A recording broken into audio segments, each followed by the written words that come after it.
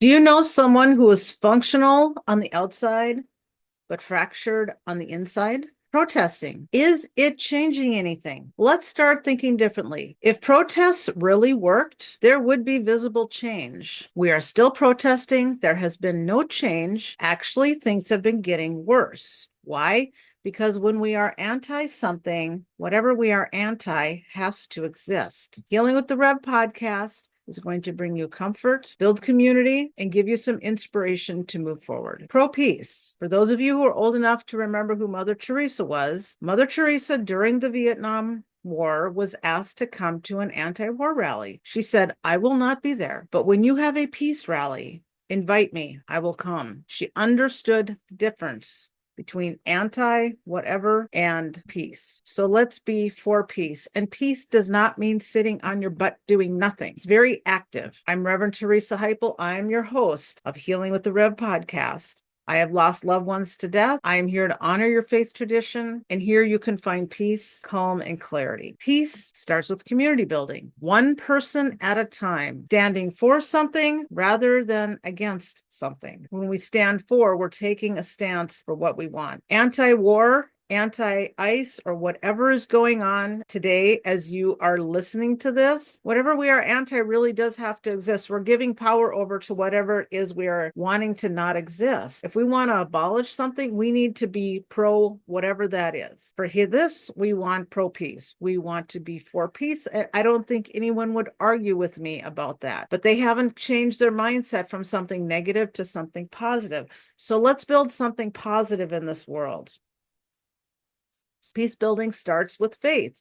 Whatever your faith is, whether it's Christian, Jewish, Islam, or anything else, I say have a faith in a higher power somewhere, because life gets difficult. And when life gets difficult, sometimes we don't know what to do with that. Building with faith, people are coming together. They're learning together. They're expounding their beliefs. They're expounding justice. And aren't we all wanting social justice? Seriously. Drum circles. It's a great way to release pent-up emotions. At my church, we have a drum circle. And when I go there, I can pound on the djembe drums, as you'll see on this picture. There's a lot of djembe drums. It's a great way because you can come up with your own rhythm and you can come up with your own chant in your head. It's pretty awesome. The podcast format, we're going to have real stories. I'm probably going to be talking more than doing interviews. I have a lot of experience in a lot of different things. I'm going to give you some practical tips and some uplifting interviews as we go along. Expressions of heartache, honoring our pain. This woman is feeling the weight of her loss. Whatever that loss is, she is not sure she wants to face reality. Sometimes reality is really difficult because reality is not someplace where we want to be. But we are here and we are now. And if you're listening to this, you're paying attention. So you are present in this moment. She appears to be afraid to see what is in front of her, whether she lost a spouse or a friend or a child or lost a job, gone into retirement, doesn't know what to do with her time. There's so many different kinds of ways of heartache, so many expressions of heartache. And whatever you're feeling, know that you are in great company and everything you feel is all good. And so I would ask you to continue to watch these podcasts because they're going to be informative. Some of them are about loss of some sort. Some of them are about these protests and peace and how we can move forward. Honor yourself by doing what is right for you in the moment. Welcome back to Steady by Design. I'm Teresa. Today, we're working with something that doesn't get a lot of airtime in emotional wellness conversations. Surprise, startle. That sudden shift was something you didn't anticipate, good, bad, or simply unexpected, lands in your life. Surprise seems small, but it's actually a fascinating doorway into understanding how your nervous system handles the unexpected. And in a world that keeps delivering the unexpected at an escalating pace, this one is worth exploring. Surface it, what surprise does in the body. The startle response is one of the most automatic reactions in the human nervous system. It happens before thought, before choice. Something unexpected, a loud sound, news you didn't see coming, a sudden change in plans, and your body responds instantly. A sharp intake of breath, muscles tensing, especially across the shoulders and abdomen, eyes widening, attention narrowing to the source, heart rate spiking briefly. This is your nervous system doing exactly what it evolved to do, interrupting whatever you were doing to say, pay attention to this. The experience of surprise fades quickly if the surprising thing turns out to be benign. But if the surprise is big, a diagnosis, A sudden loss, news that changes your plans. The nervous system can stay in that activated state for much longer. What kind of surprise are you working with right now? Understand it. Surprise as a reset. Here's something interesting about surprise from an emotional science perspective. Surprise is actually one of the most neutral emotions. It has no inherent valence. It is neither good nor bad in itself. It is simply, this is not what I expected. What gives surprise its emotional color is what comes immediately after it. Surprise plus delight equals wonder. Surprise plus threat equals fear. Surprise plus loss equals grief. So if you're working through a surprising event, the question to ask is, what emotion followed the surprise? What did the unexpected thing mean to me? That secondary emotion is usually where the real processing needs to happen. There is also a gift in surprise, even difficult surprise. It interrupts our assumptions. It breaks open our carefully constructed modes of how things are supposed to go.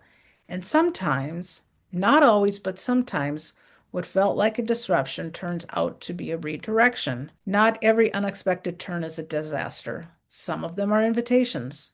When we come back from the break, we will talk about move through it and anchor it. Let's pause here for just a moment. This is what I call the steady moment. A pause to remember that peace in the world begins with peace inside us. One thing I've learned from working with people over many years is that the world does not become peaceful through more reaction. It becomes peaceful through more steadiness.